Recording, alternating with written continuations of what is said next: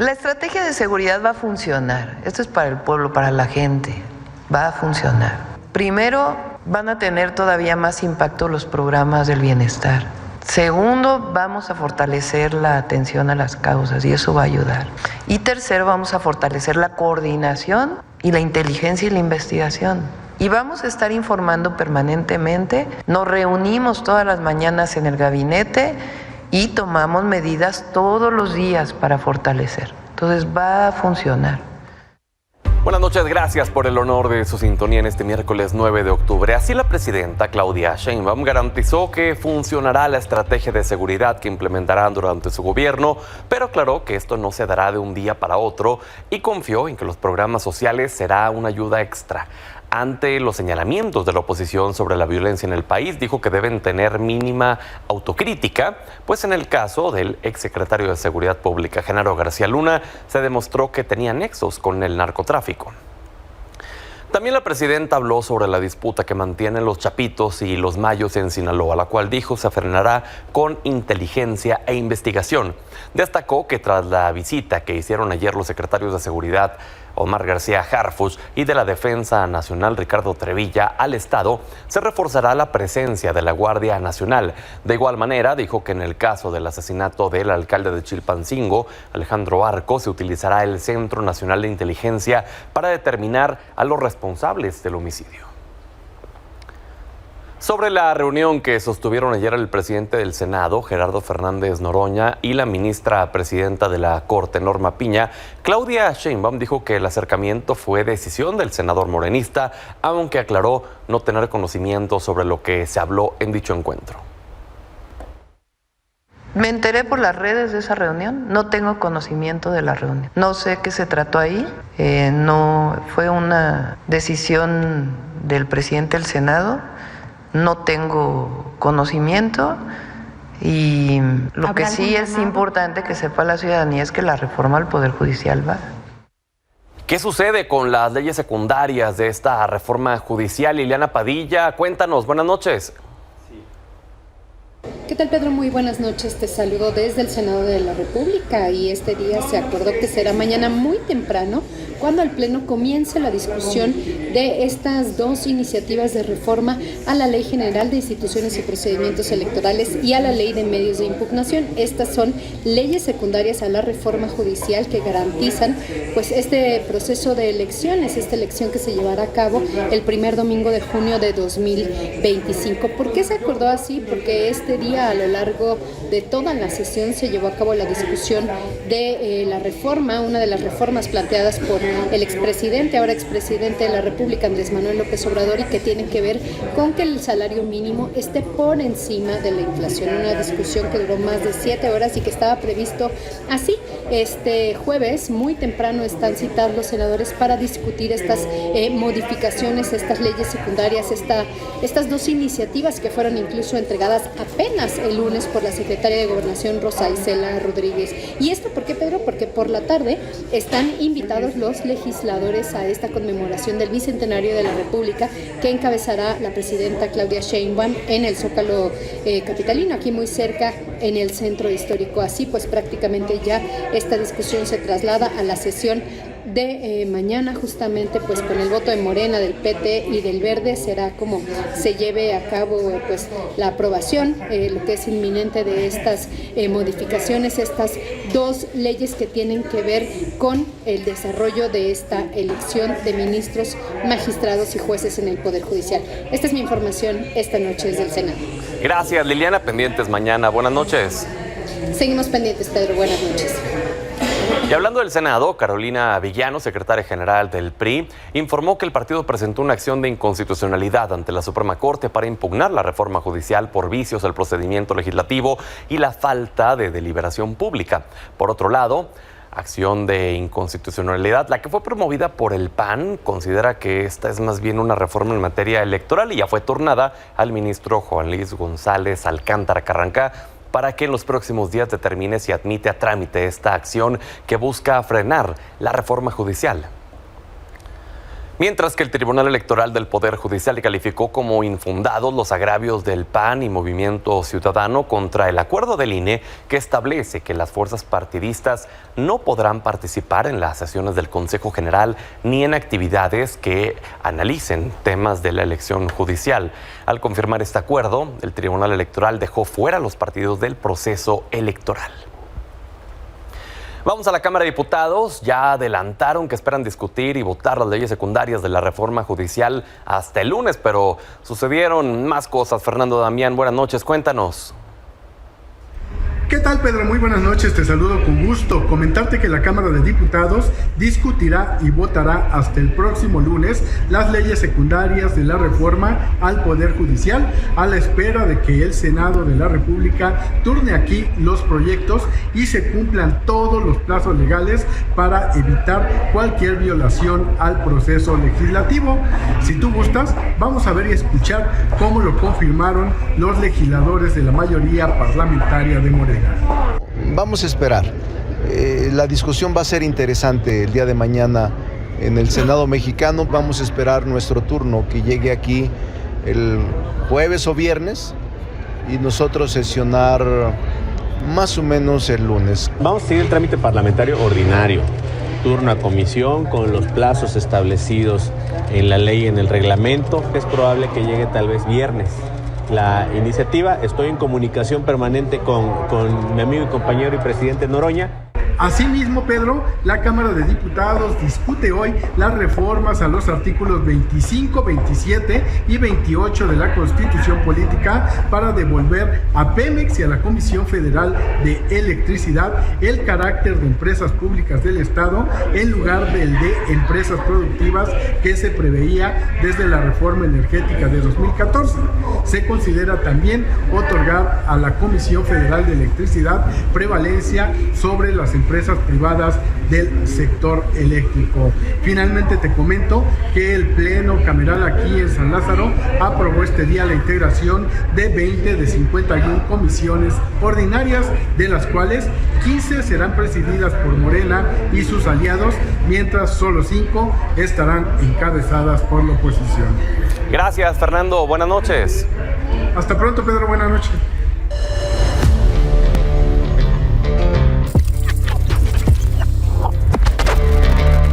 Analicemos el plan de seguridad presentado por la presidenta Claudia Sheinbaum aquí en Política Joven, con Sofía Otero, creadora de contenido de análisis político, Manuel Pedrero, periodista, Natalia Torres, abogada egresada de la Facultad de Derecho de la Universidad Panamericana, y Carlos Moris, activista de la oposición. Bienvenidas, bienvenidos. Gracias. Muchas gracias. A ver, vamos primero con las fortalezas y debilidades que ven de este plan. Manuel, adelante. Sí, la verdad estoy muy esperanzado y contento con el plan que se presentó el día de ayer en Palacio Nacional, sobre todo por la persona que tiene la rectoría, la seguridad pública.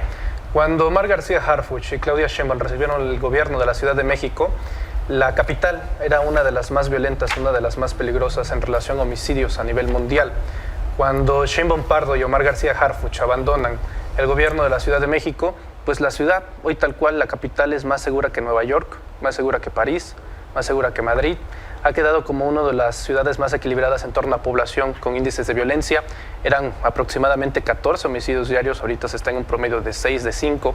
Entonces, de tal manera que es esperanzador ver cómo va a ser este salto también en relación poblacional, de 8 o 12 millones de habitantes a los 130 millones.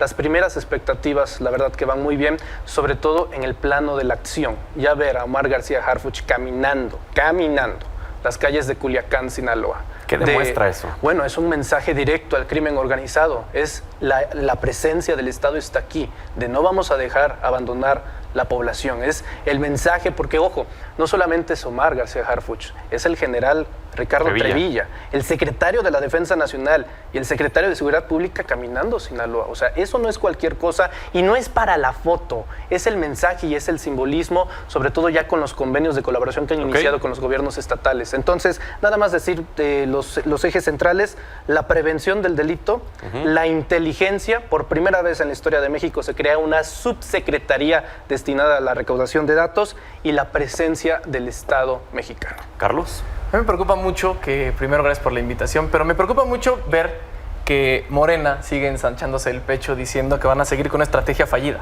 Una estrategia que dejó 200,000 homicidios y más de 150,000 desaparecidos. Eso es lo que quiere Morena para este sexenio. Y lo primero es decir, Omar García Harfuch camina las calles, pero la ciudadanía no puede caminarlas. El secretario sí, el secretario de la Defensa también, pero la ciudadanía lleva días encerradas en sus casas, lleva días sin poder salir a sus negocios porque el crimen organizado no se ha puesto de acuerdo, como bien lo dijo el general Ojeda. ¿A qué nos quiere llevar Morena con este plan de seguridad, que es continuar con una estrategia fallida? Primero, lo que pasó esta semana es gravísimo con el alcalde de Chilpancingo y Claudia Sheinbaum en la mañanera diciendo, ensanchándose el pecho de que Chilpancingo no es un municipio de los más peligrosos del país. Bueno, decapitaron y asesinaron al alcalde y diciendo que no le preocupa porque no es de los municipios más inseguros. Pues ¿a qué queremos llegar? Cuando se trata de Ciudad Juárez, cuando se trata de Celaya, sí les preocupa. Pero en este momento se ensanchan el pecho diciendo son de la oposición. En la gráfica que presentó el secretario de Seguridad, dijo, en la gráfica erróneamente que presentó, porque luego lo regañaron y lo corrigieron, decía que los primeros 5 estados, de esos 4 eran gobernados por Morena. De los 5 estados más peligrosos y de los estados más seguros, los 5 eran gobernados por la oposición. Antes de pasar, ¿quiero responder algo? No. Muy bien, Natalie. Creo que en exactamente el mismo sentido, a mí me parece que hay una gran fortaleza. Una fortaleza es la coordinación. Sin duda el tema de coordinaciones entre Gabinete de Seguridad y temas estatales me parece muy bueno. Me parece muy bueno que siga el tema de atención a las causas. Sin embargo, creo que nos ha enseñado, y nos enseñó el sexenio, que el tema de atención a las causas es muy positivo de manera preventiva. Entonces, sin embargo, creo que habría que elaborar un poquito más en ese sentido. Ahora, creo que al momento de recibir un país como lo recibe la presidenta Claudia Sheinbaum, un país con el sexenio con más violencia, con un número de delitos tan alto, esperaba un poco más de innovación en un plan de seguridad. Sin duda se han repetido cosas que se han hecho o que se hicieron en el sexenio pasado. Sin duda sí esperaba un poco más de innovación, dado que el país está en llamas, ¿no? No solo Chilpancingo, pero tienes un Chiapas de cabeza, pero tienes un Sinaloa de cabeza. Entonces creo que esperaba un poco más de elementos novedosos en este plan de seguridad. Sin embargo, insisto, creo que el tema de atención a causas es bueno. Me parece que está bien ejecutado. Y creo que el único punto realmente novedoso es el tema de la inteligencia, ¿no? Es el tema de aplicación de inteligencia, correcto, de la creación de la subsecretaría, que me parece muy bueno, pues sin duda hay que analizarlo de manera armónica, pero creo que hasta ahí vamos bien. Sofía. Yo no entendía la frase continuidad con cambio, que tanto se repitió en la campaña, que ahora que tenemos a la presidenta Claudia Sheinbaum también se ha repetido, y ahora que se presenta el plan de seguridad, empiezo a comprenderlo, porque presentan 4 ejes y dentro de esos 4 ejes tiene algunos que hablan de continuidad y otros que hablan de cambio. De continuidad, como ya mencionaron, atención a las causas, también la consolidación de la Guardia Nacional. En cuanto al cambio, el fortalecimiento de la inteligencia, de investigación, la subsecretaría que se va a crear, también conformada con analistas precisamente para el monitoreo, para la prevención y también como algo que yo clasificaría dentro del cambio, la coordinación federal y local.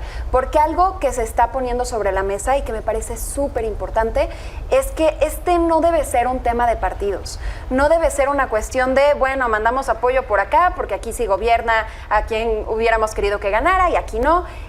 Y creo que comenzamos a verlo, por ejemplo, con una de las primeras reuniones públicas que tiene el secretario Harfuch, lo tiene con la gobernadora de Guanajuato este martes. Entonces empezamos a ver estos primeros pasos de coordinación que son elementales, porque hay que recordar, el narcotráfico está azotando nuestro país y el narcotráfico no es una cuestión local, el narcotráfico tiene que ser combatido con fuerzas federales, por lo que esta coordinación que no se había enfatizado tanto en el sexenio anterior de López Obrador es increíblemente importante y es algo que nos debería dar algo de esperanza. Y en cuanto a la inteligencia, tengo algunos puntos más que desglosar, pero prefiero primero pasarle la palabra a mis compañeros. Sigamos con el tema de la coordinación, Manuel. ¿Cómo se va a desarrollar esto?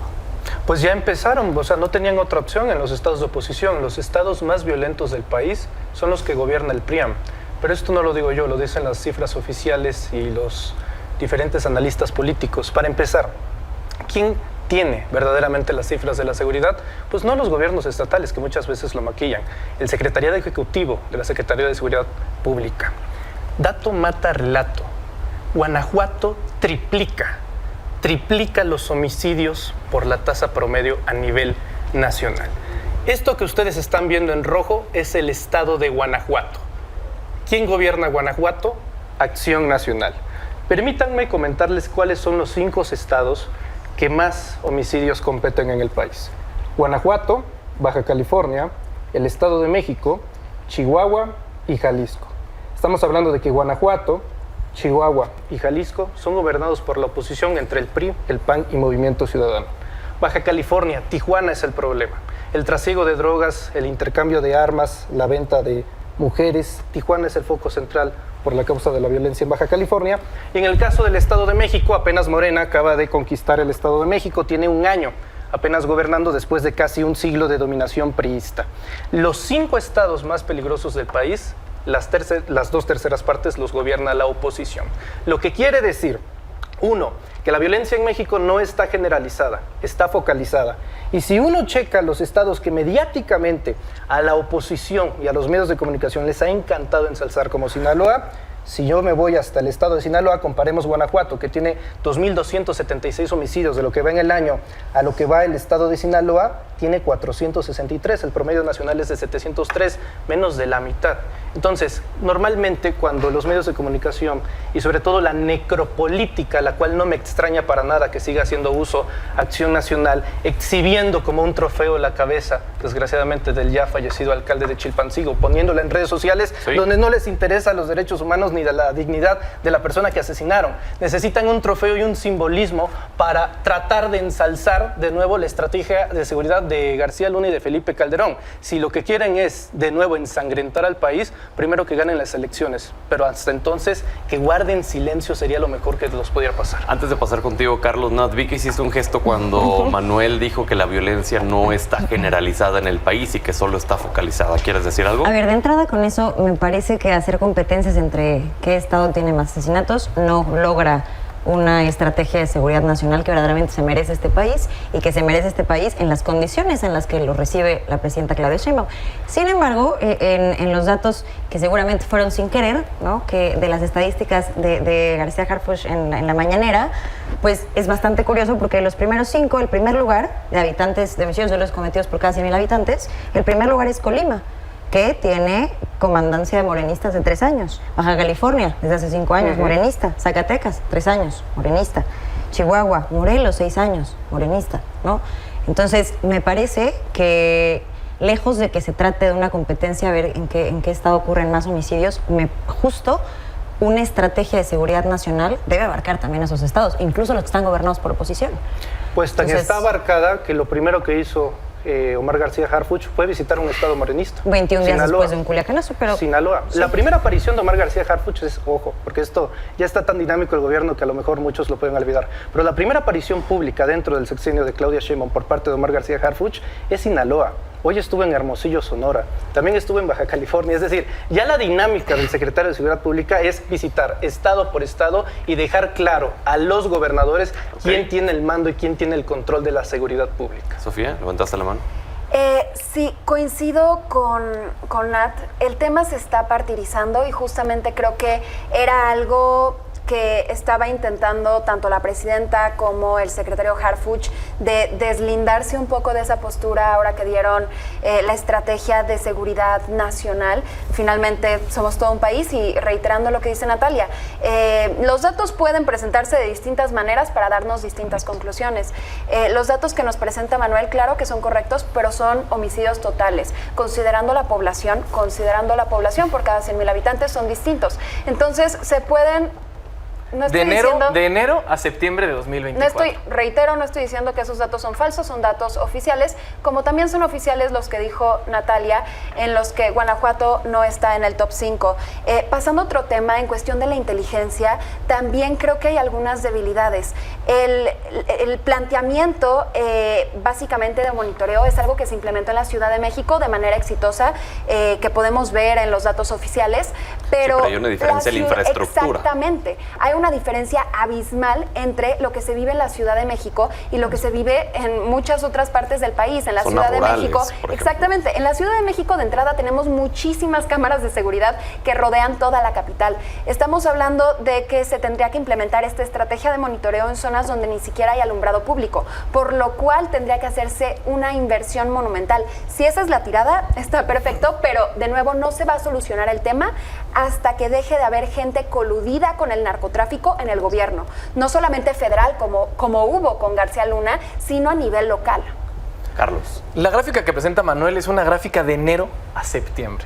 La gráfica que presentó Omar García Harfuch, el secretario de Claudia, es de todo el sexenio anterior, con la herencia que está tomando Claudia y Omar. ¿Qué es lo que vemos? Es que ellos presumen y ellos son los que juegan con las vidas de las personas, diciendo que en Guanajuato son los que, pues, el estado más inseguro, cuando la gráfica dice que es Colima, la gráfica dice que es Baja California, la gráfica dice que es Chihuahua. Entonces, ¿a qué vamos con eso? Lo mismo, y lo vuelvo a decir, dice que la oposición se presume la cabeza del alcalde de Chilpancingo. Lo que debe de ser preocupante es ver a la presidenta decir no pidió ayuda, o ver a Omar decir no pidió ayuda, cuando en un medio nacional dijo que estaba hablándole a Evelyn Salgado, pidiéndole ayuda, pidiéndole apoyo. ¿Y qué pasó? Lo abandonaron, así como han abandonado a millones de mexicanas y mexicanos. Eso es nada más culpar a la oposición, pero volvemos a lo mismo. Los 5 estados, y lo presentó Omar, más seguros del país por cada 100,000 habitantes, los gobernó la oposición en los últimos 6 años. Entonces es una sinsentido, es una incongruencia total de Morena y sus aliados decir que todo lo que toca la oposición está mal, y siguen muy picados con el tema de García Luna y de Felipe Calderón. Ellos dejaron el poder hace mucho tiempo.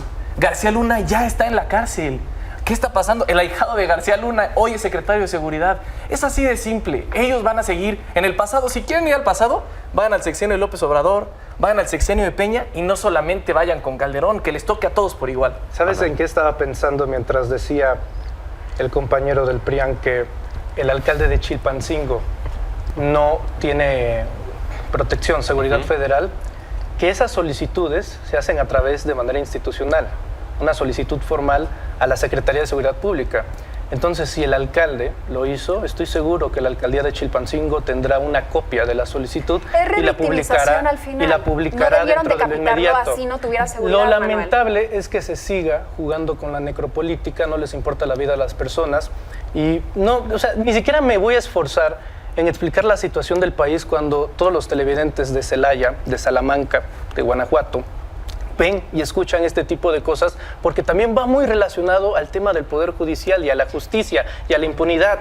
No hay una sola crítica de cómo un personaje como Carlos Samarripa, a través del contubernio del gobernador Diego Sinue, ya que hablan de corrupción en las instituciones locales y del Estado, el contubernio de Diego Sinue con Carlos Samarripa, 15 años siendo fiscal, y nunca se aprendió a un delincuente de alto nivel. Tuvo que llegar el gobierno de Andrés Manuel López Obrador para detener al Marro, al líder del cártel de Santa Lima. Quiero hacerle una pregunta a los 4. ¿Cuál es el tiempo, digamos, prudente que deberíamos esperar para que este plan comience a dar los resultados esperados? Hoy decía la presidenta, sí, va a ser exitoso, pero no de un día para otro. Ustedes, como juventudes, ¿cuál consideran es el tiempo apropiado, Sofía? Y ahorita volvemos con él. Creo que podríamos hacer una validación a la mitad del sexenio, especialmente como le están haciendo tanto énfasis a la atención a las causas. Pues yo creo que no va a ser algo inmediato, no va a ser una dinámica confrontativa, lo reiteró la presidenta, no es regresar a la guerra contra el narco. Entonces no creo que se vean resultados de forma inmediata, no significa tampoco que es algo negativo. Algo que hemos reiterado también mucho en esta mesa es que efectivamente en el sexenio anterior bajó la tendencia en particular de los homicidios, aunque al final tuvimos alrededor de 200,000 homicidios, una cifra muy grave, hay una tendencia a la baja. Entonces ojalá sigamos viendo esa tendencia a la baja, bajando cada vez más rápido. Y nada más respondiéndole rápidamente a Manuel, estoy de acuerdo que si el alcalde hizo una solicitud formal, que hubiera sido lo idóneo, pues ahí estarían los registros, pero más allá de eso, es revictimizante decir que, bueno, pues tendremos que medio echarle la culpa si es que no pidió esta solicitud, porque al final a un mexicano, ocupe un cargo de poder local o no, Okay. No deberían decapitarlo solamente porque no tenía protección de fuerzas federales. Natalia, el tiempo prudente. Correcto. A ver, creo que a partir del año y medio podemos empezar a ver ciertos pasos ya avanzados. Sin embargo, los resultados que se planean con la presidenta Claudia Sheinbaum me parece que sí tendremos que verlos a mediados del sexenio. Veamos cómo va avanzando. Creo que es importante resaltar que recibe un país herido, que recibe un país complicado, entonces también dejémosla actuar. Dejemos que tenga esta estrategia su curso. Eso me parece muy importante. Y solo para hacer un mismo comentario en el sentido que lo hacía Sof, creo que el tema no tiene que ser si hay una solicitud de seguridad de manera burocrática. El tema es que porque hay un una alcalde... mentira. Hay la tesis de una Yo te dejo mentira hablar, dame un y segundito. entonces hay que responder con la verdad. No, la mentira no es que hay un alcalde decapitado 6 días No, la después de mentira tomar es que su cargo. están Ahí diciendo está. que no hubo una solicitud de protección. Si la hay, que muestren el documento y que desmientan al gobierno. Tan sencillo como eso. El debate no tiene que ir ahí, el debate tiene Es que que ser están tan diciendo que no sencillo. se le ofreció protección. Pero aquí no te lo estamos diciendo. ¿No? Aquí el tema A es... ver, Carlos, que el tiempo prudente, por favor. Bueno, si 6 años no fueron suficientes, entonces vamos a entre 1 y 2 años, vamos a ver qué pasa. Y quiero ir a un punto muy importante, algo que decía Manuel, y es el fan número 1 de Felipe Calderón se llama Andrés Manuel López Obrador. El fan número 1 de Genaro García Luna es Andrés Manuel López Obrador. Decían, no a la militarización, ya militarizaron el país. No al pacto con el narco, ya pactaron con el narcotráfico. Decían, no queremos un país ensangrentado, 200,000 homicidios. Decían, hay muchos desaparecidos, más de 150,000 desaparecidos. ¿A qué vamos a llegar? ¿A qué vamos a llegar? ¿Vamos a seguir culpando al pasón o vamos a empezar a fortalecer las policías locales? ¿Por qué no se habla de las fiscalías, de los ministerios públicos? Las policías locales y las estatales son las primeras en atención al ciudadano. ¿Por qué no hay una propuesta formal de qué se va a hacer? Hoy en México ya dejemos a un lado los partidos políticos. ¿Cómo le vamos a hacer para no salir a justificar? No es que lo decapitaron porque no hay una oferta, no hay una solicitud formal. Entonces, los 200,000 homicidios que sucedieron el sexenio pasado, disculpen, no había una solicitud de que se cuidaran a las y los mexicanos. ¿Así vamos a ir a decirle a la gente? Bueno, el sector de seguridad sí puede caminar Sinaloa, pero los ciudadanos no. Rocha Moya sí puede, pero los ciudadanos no. Manuel, y contigo terminamos. Una exclusiva para Milenio. Resulta que durante 6 años se aseguró que Andrés Manuel López Obrador era un narcopresidente y estaba coludido con el crimen organizado. Vengo a enterarme de que en algún momento sí tuvo relación con un narcotraficante de alto nivel. Su nombre es Felipe Calderón Hinojosa. Felipe Calderón Hinojosa anda libre.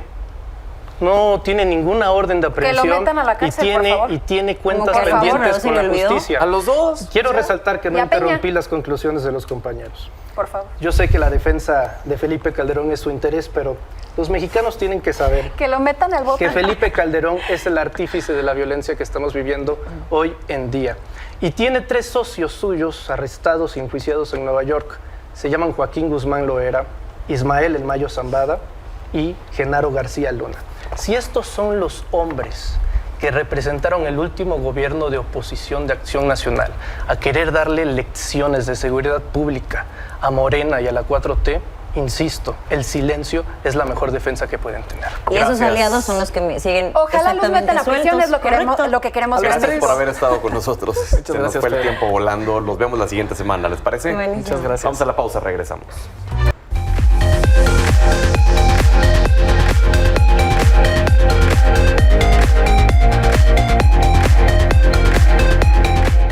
Fernando Santillanes, buenas noches. Pedro Gamboa, hoy me da mucho gusto y es extraño esto, pero muy interesante que se dieron a conocer los premios Nobel Química y Física, ambos relacionados con inteligencia artificial, con desarrollos, además de Google.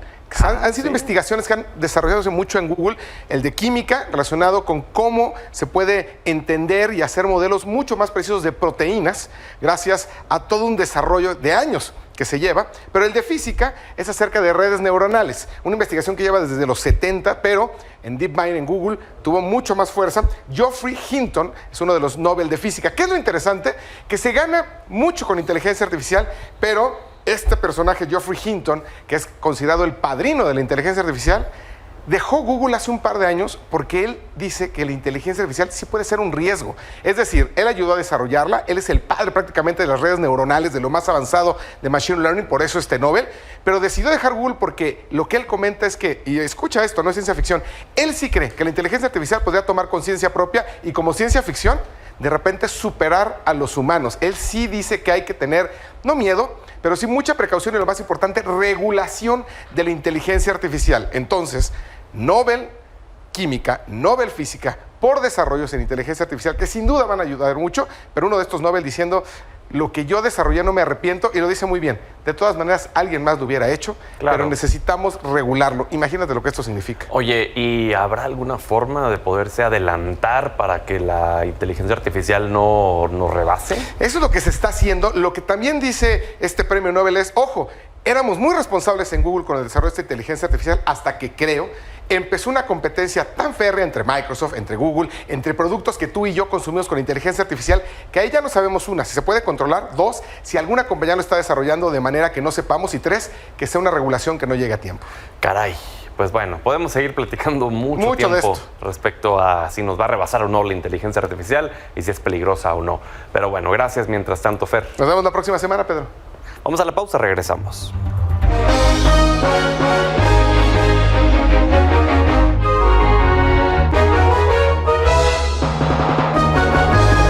Buenas noches, don Manuel Somoza. ¿Cómo le fue a los mercados hoy? Bien, Pedro. Buenas noches. Con el gusto de estar contigo. Bueno, pues hoy le fue bien a los mercados.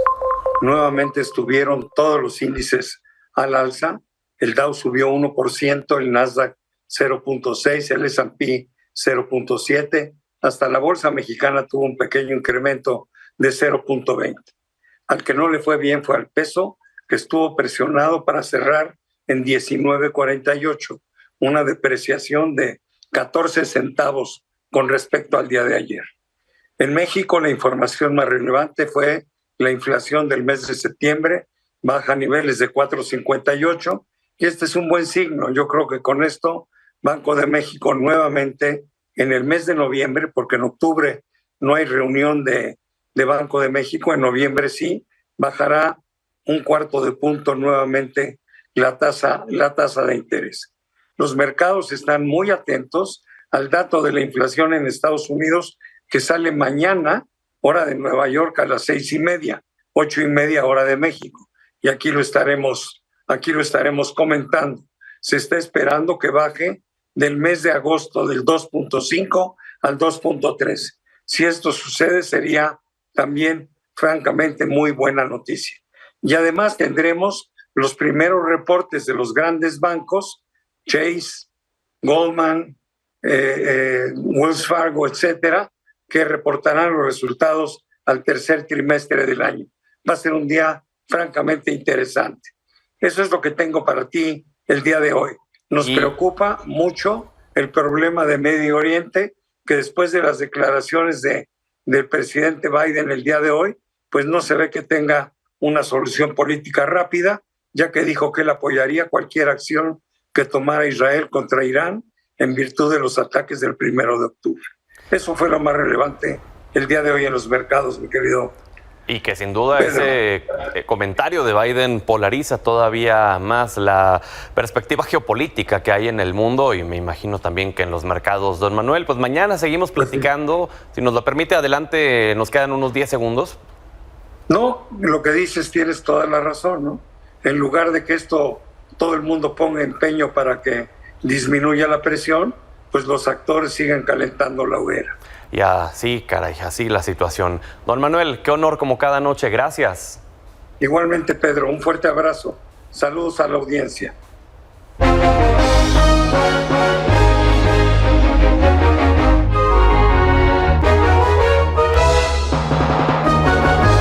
Gracias por habernos brindado el honor de su sintonía. Hasta mañana.